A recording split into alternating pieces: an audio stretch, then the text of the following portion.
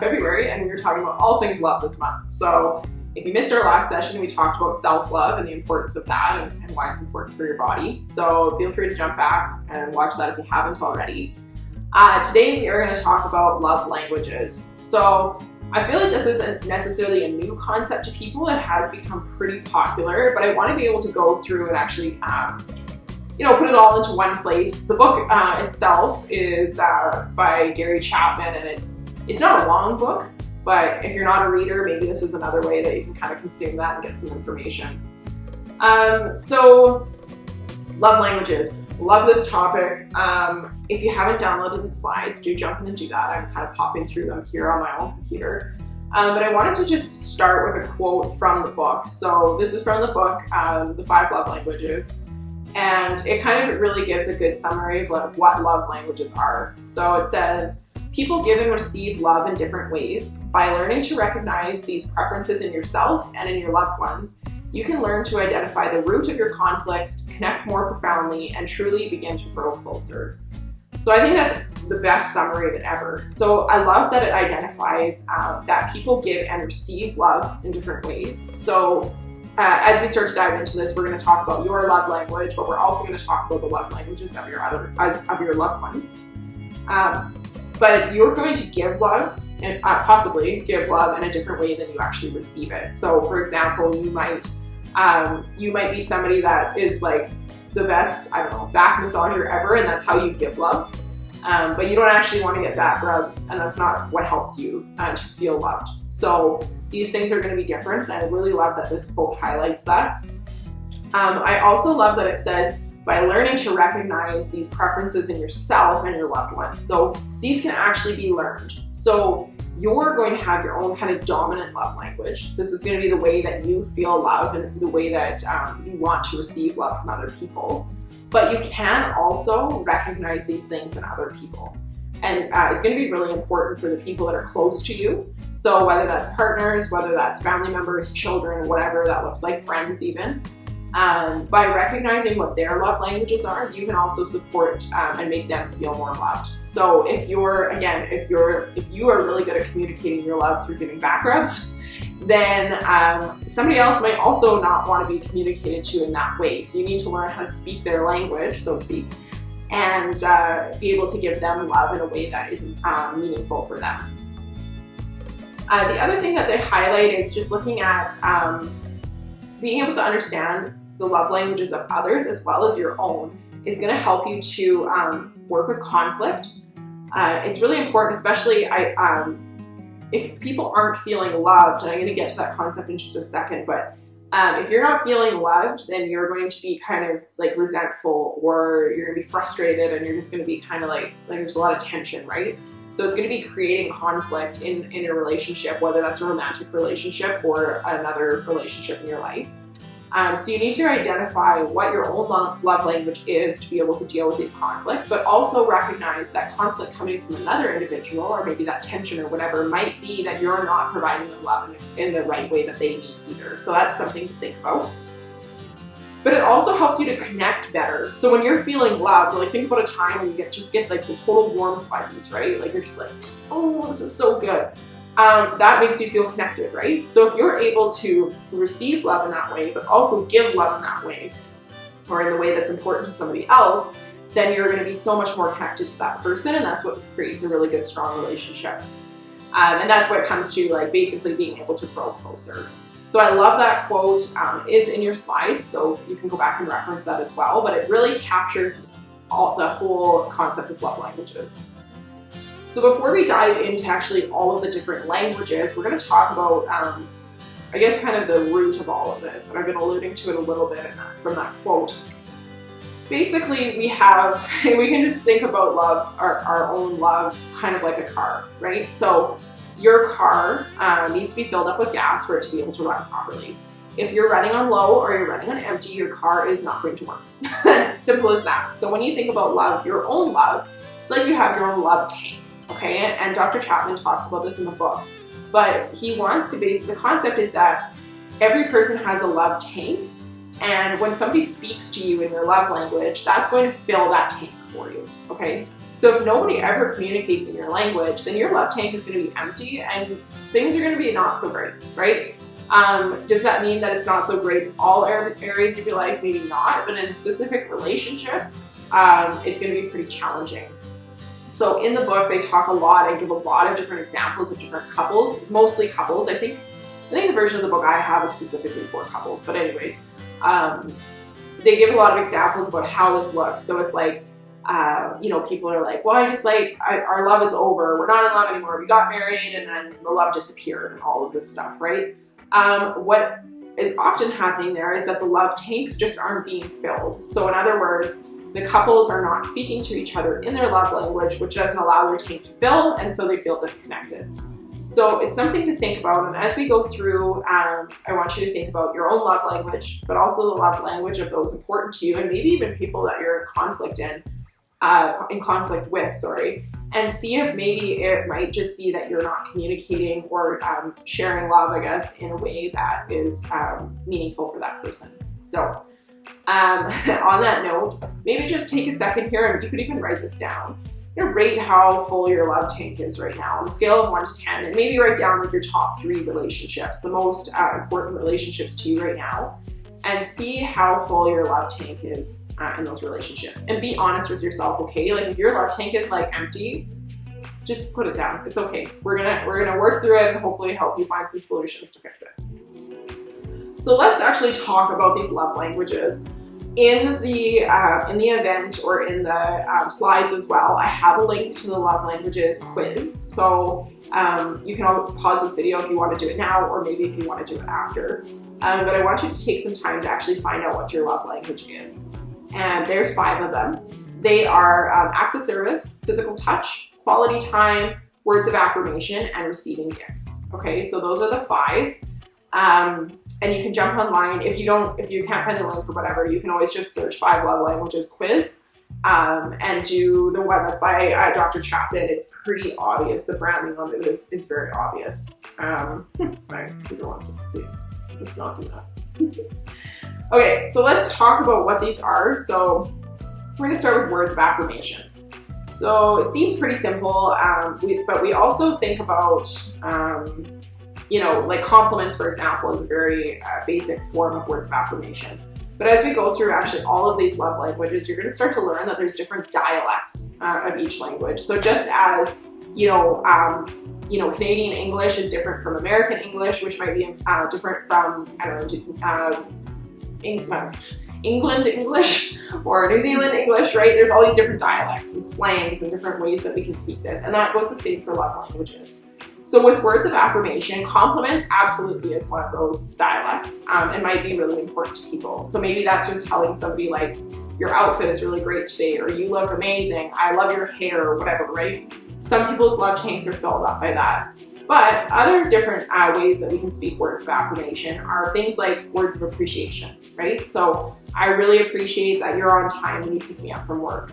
I really appreciate that you always take the garbage out in the evening, these types of things.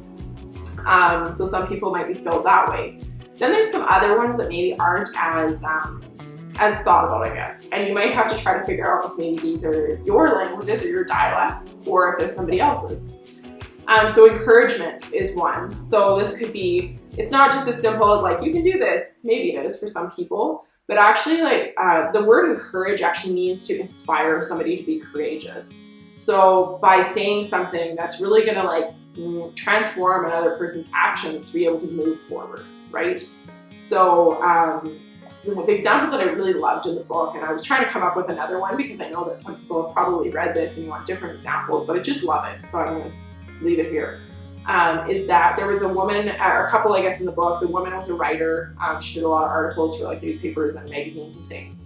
And her partner picked up one of her articles, which he had never really read her stuff before. He read her article and then told her like, wow, like you're an incredible writer. Like I am totally blown away by this content. I love this. I can totally see why, you know, why people want to like use your articles and things like that. Little did he know that at that time she was really struggling with her own confidence in her writing, and those words actually were able to fill her love tank in such a way that she was able to push through some difficult times for herself. So It's kind of taking those things that you know maybe are struggles for somebody in your life, or maybe things that you know that they need like that little bit of extra push or a little bit of extra courage, right? And finding a way to meaningfully push them in a way that's going to push them towards the action that they need to do. So that's words of encouragement. Kind words. Now this seems so basic, but I think we forget about this sometimes. Is like, we actually have to be nice to people. You know, we get so comfortable in some of our relationships and we end up being like snippy with our partners or short with our children or whatever. Thinking about like the tones you're using, the inflections you're using, the words you're choosing, these can be so important. And for somebody that words of affirmation is like their love language, by using words or tones or inflections that are negative, this is going to kill them. Like, this is going to drain their tank so fast. And so if you know that this is the love language of somebody that you care about, or maybe it's your own, you really want to think about the words that you're using. Something that's really interesting that I actually just saw recently, it's funny when you start to like, you know, research things and look things up, how so many things come at you that are on the same topic. I also saw something recently that said, this is focused on communicating love languages with yourself. It was like, what's your primary love language, but also what's your self-sabotage behavior, right? So, you know, if you have really negative self-talk and your primary love language is words of affirmation, you are absolutely killing yourself. It's probably worse than just the average person's negative self-talk. So just keep that in mind, that you should really speak to yourself in a very kind way, regardless. And you can go back to the self-love section on that. But if your love language is words of affirmation, please speak to yourself kindly, because this is going to make all the difference. I guess the last one, kind of dialect in this words of affirmation, is talking about humble words. So instead of making demands, make requests. Okay, so the reason this is so important, and it's kind of, it's a little bit of an abstract concept, but it actually, it affirms somebody's worth, right, or their capabilities. So if you are, you know, demanding somebody to do something, if their love language is words of affirmation, they often will interpret that as that you think that they're incompetent and they're unworthy, and so that breaks them down. So that's why requesting, so as opposed to saying like, would you be able to take the trash out for me tonight? It's kind of a request, right? As opposed to like, it's your turn to take out the trash. That's going to communicate something totally different to somebody with the words of affirmation love language. So it's a little bit about those kind words as well, but really think about like reading between the lines, I guess, when you make a demand versus a request. Okay, so that's going to be super key. As we go through, I'm actually going to highlight a couple of things for each love language, that if this is not your love language, but it might be the love language of somebody important to you, just some ideas to help you kind of learn to speak their language. So if you are not a words person, if you're, what do they call it, the strong and silent type, and words of affirmation are maybe really important to somebody in your life, I want you to start thinking about actually like collecting words. So whether that's making a note on your phone or carrying a notebook with you, and start paying attention to the conversations of people around you. So if people are talking about another person in a really loving way, I want you to make a note of like the words that they're using or the statements that they're saying, and maybe see if you can apply that to your life. Now, I don't want you to like copy and paste this, okay? Like if somebody at work is talking about how beautiful their wife is, and that they love the yellow dress they were wearing, don't go home and say, I love the yellow dress you wear. Your wife might not have a yellow dress. So we need to obviously customize these things, but start to be able to learn from other people and make notes so that you can start to teach yourself, okay? Another thing to think about if words of affirmation maybe isn't your number one, or another way to actually use this with your loved ones, is that you don't actually always have to talk directly to them. It's also about how you talk about them. So to other people in their lives, whether this is important people or just even how you talk about somebody at work, right? So they're going to hear about this some way, shape, or form down the line. Whether that's, you know, saying something to your in-laws, or whether you're talking to somebody at work who then has a friend that knows your partner or whatever, right? Like this can make a big circle. Somehow it's going to get back to your partner the way that you speak about them. And if that's a negative way, that is going to absolutely ruin them. If you talk about your loved one from a place that's really supportive and really loving, that's going to get back to them too, and they're going to feel so much better. So think about it that way. It's not always exactly what you're saying to them, but it's how you talk about them.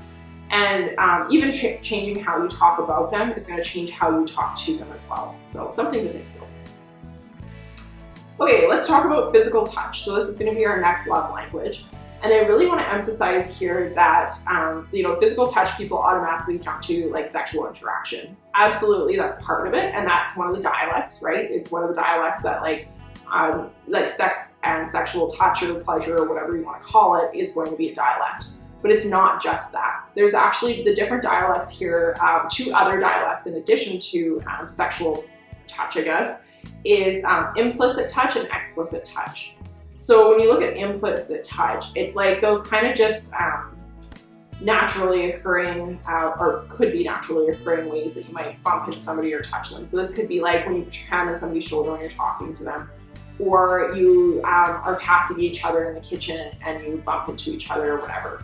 So for some people, especially people that are not touchy-feely people, implicit touch doesn't always come into play, right? Like they're just like, well, we don't touch each other, that's just not what we do.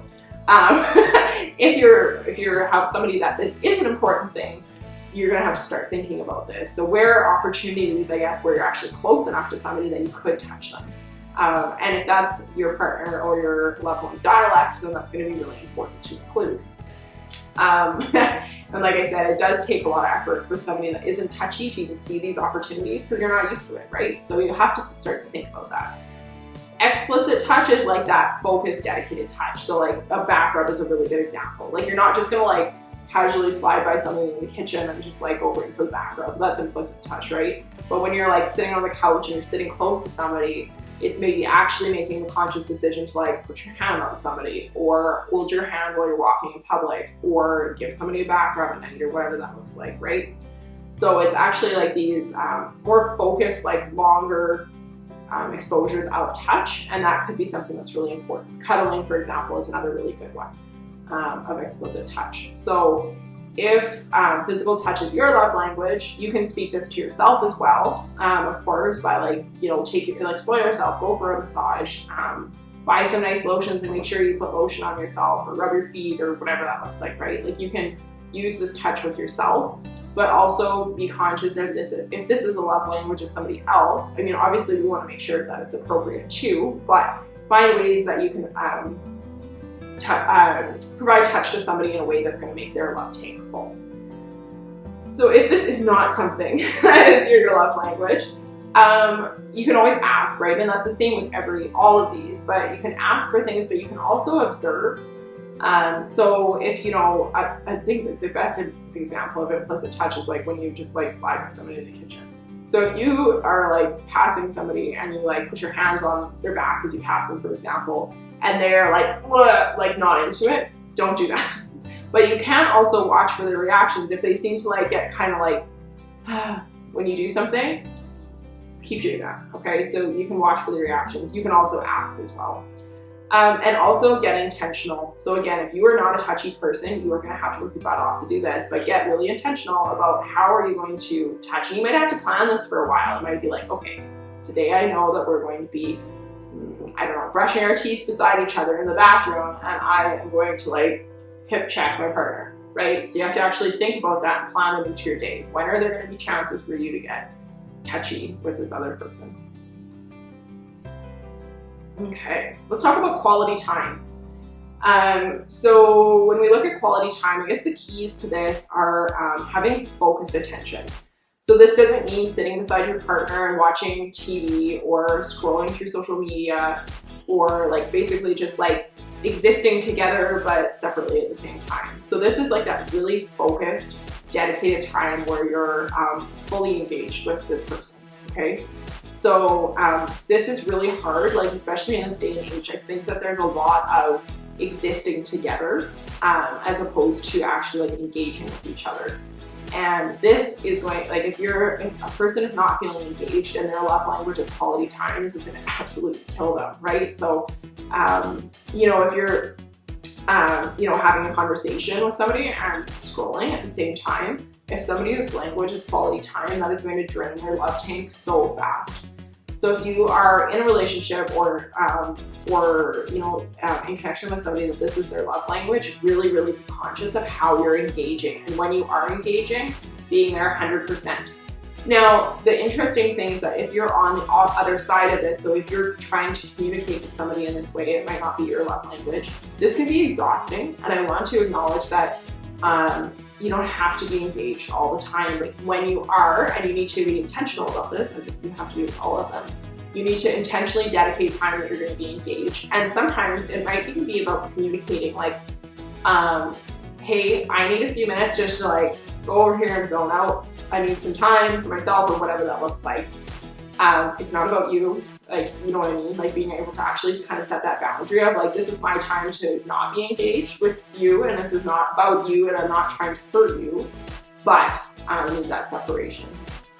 So that's something to watch for.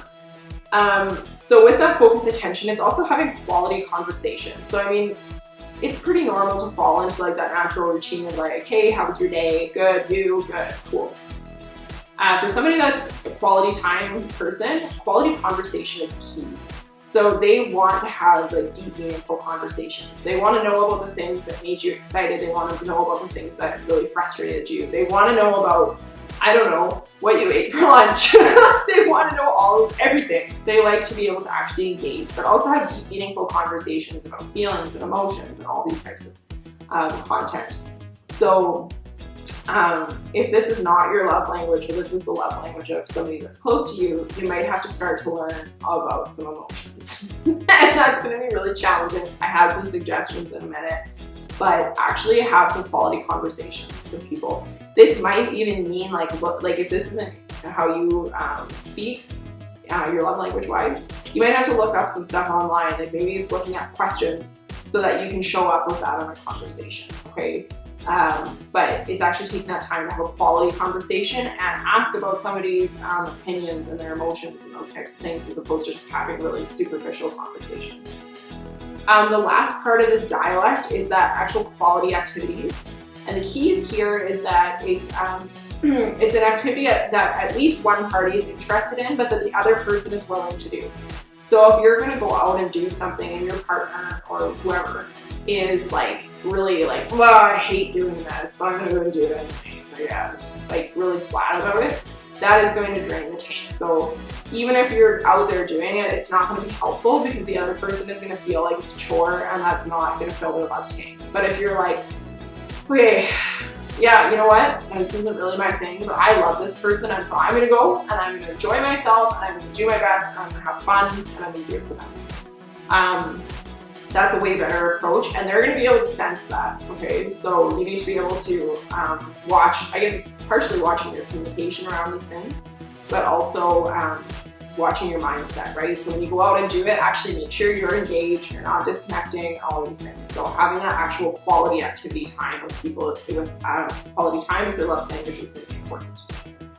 If this is not your language, like I alluded to, you're gonna have to learn how to speak with emotions. And this is so hard for some people because we often grow up in places or like conditioned, I guess, to not talk about our emotions or our feelings.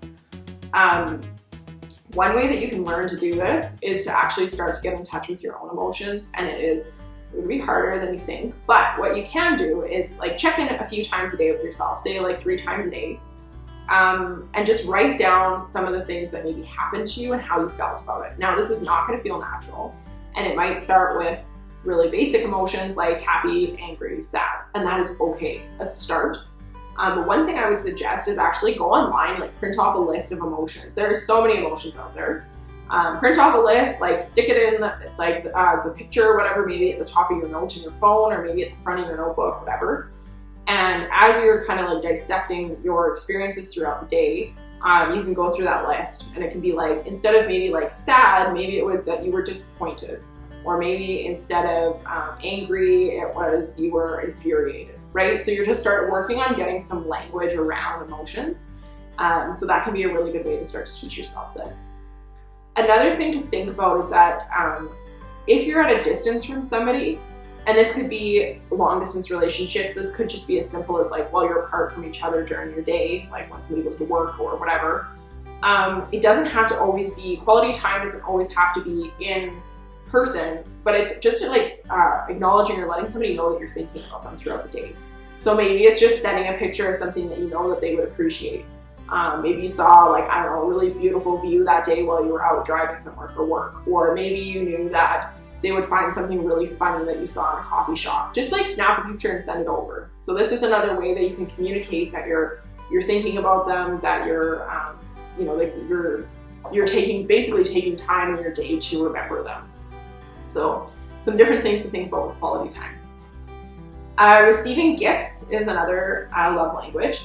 So these are like those visual symbols of love, okay? So some people, this is how they speak, right? They really like to actually have a visual thing so that then when they see it, they can say like that item or that object showed that somebody loved me, okay? So this can be physical items, of course, which is really normal to think about with gifts, but also don't forget that this is about physical presence too. So it's different from quality time. But sometimes, like say for example, in a time of crisis, like the biggest gift that you can give somebody is just actually being with them, okay? So that's something really important to remember about this. When you come back to physical items, it doesn't have to be extravagant gifts, okay? So it can be. You can like buy really expensive things, and occasionally that probably will be part of taking care of somebody that is receiving gifts kind of a person, or taking care of yourself, right? If that's your love language. But it doesn't have to be. So it could be something as simple as, it's kind of like that quality time piece a little bit, in the sense of like, if you, I don't know, were out on a walk and you saw a rock that's like a really cool color and you know that your partner would appreciate it, bring that home for you, you can give it to them. And it's not just like, oh, hey, I saw this rock, throw it at them. It's like, hey, like I remember the other day you were saying you really love turquoise. I saw this rock while I was out today and I was like, this is like cool color or whatever that made me think of you. And you can gift it, right? So it's having meaning behind these items, and it doesn't have to be expensive. It doesn't have to be purchased. It can be, but it doesn't have to be, okay? So, and it's not just about buying gifts for the sake of gifts. It's actually having that meaning behind it. Hey, I heard you say that you were really craving chocolate yesterday. I grabbed you something special on the way home today. I know you love this one. You know, these kinds of things, right? So having meaning behind the gifts is super important. A couple things to think about if this is not your love language. Lists are coming up quite frequently here, but keep track of things. So if somebody says like, I'm craving chocolate, or if they're saying, oh, I'd really love to get whatever it is, keep track of these things so that when the time comes, you can purchase these things, or you can do it sporadically and you don't be like, oh crap, I haven't done this in a while. What am I supposed to get them? I don't know. Then it's actually meaningful, right? Because you know that it means something to them. So keep a list, that can be helpful. The other thing that is, if this isn't your love language, and this is really common, is that it often isn't your language because you think that gifts or items or whatever is like too materialistic and that's a waste of money. You might have to reevaluate this for yourself, especially if this is your mindset and you're with somebody that values gifts. Just remember that investing in your relationship is not a waste of money, okay? So if you care about this person and that's their love language, then you're going to do what you can to take care of that person and to love them, right? So that's something that you really need to think about.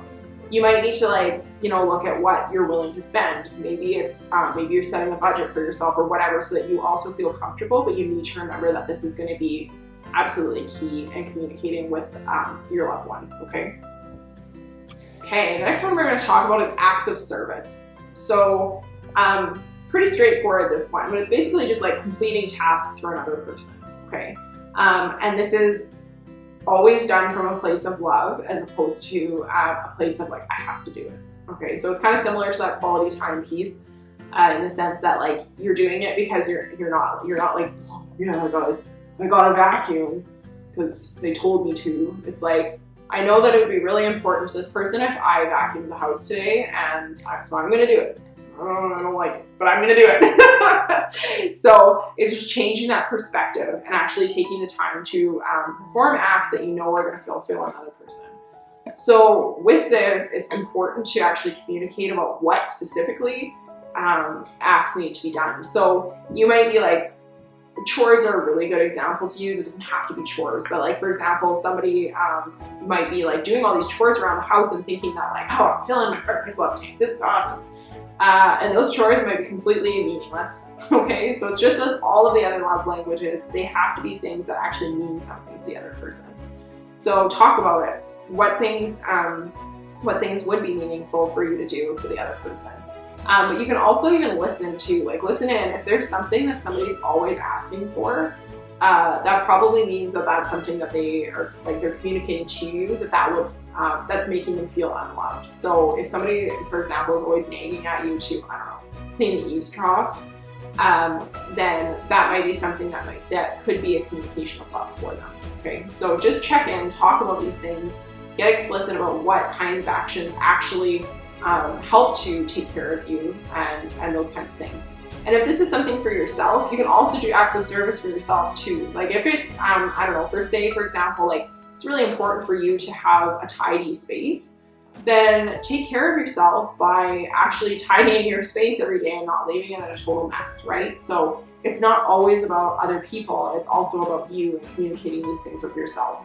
And we often kind of neglect these things, and so we want to be really conscious of them. So again, if acts of service is not your language, but you are around somebody that is, get really clear. Like I said, ask people. And this is the biggest thing with any of them, but ask somebody, like, what actually would help here?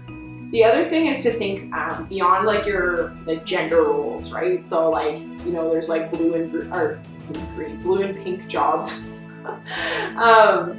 So think beyond that. Like if there's a pink job, like maybe you do it if you're a guy, because you know that that's going to communicate love, right? So, or vice versa. If there's if you're a female and you know that there's certain things that, like, I don't know, mowing the lawn, for example, that might be really important to your husband, go mow the lawn. Like, it doesn't have to be split like that. So think outside the box a little bit, see what you can do. Okay, so that wraps up all 5 of the love languages.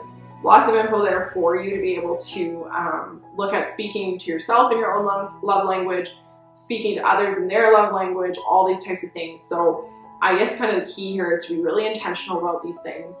Ask questions. You got to learn to speak the other people's dialect or it's not going to work. Okay, maybe, I don't know if I want to get that extreme, but it's going to be challenging if you're not speaking another person's language. And just to like take care of yourself. And I do have that at the end as well. So don't forget that you have your own love language and you cannot expect that everybody else is going to speak that language if you don't also speak it to yourself.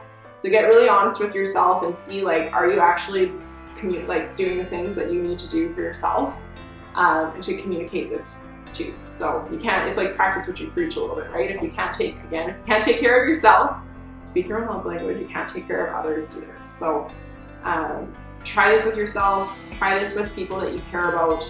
Go online, do that quiz, see what your language is, and even give it to your partner or give it to your, I don't know, your mom or your kids or whoever, and see if you can figure out what their languages are so that you can have more connected relationships, less conflict, and more satisfying relationships with yourself. So as always, if you have questions, feel free to get in touch. I'll have a Q&A at the end of the month as well, so you feel free to send your questions in and we can address them on there. Best ways to get in touch, you can connect with me on Instagram. I'm at Ignite Health Coaching. And then also through the Community Hub, you can get in touch with me too. So thanks for being here. And next week, we're going to talk about spreading love, which is a super cool topic, so don't miss out. So we'll see you next time.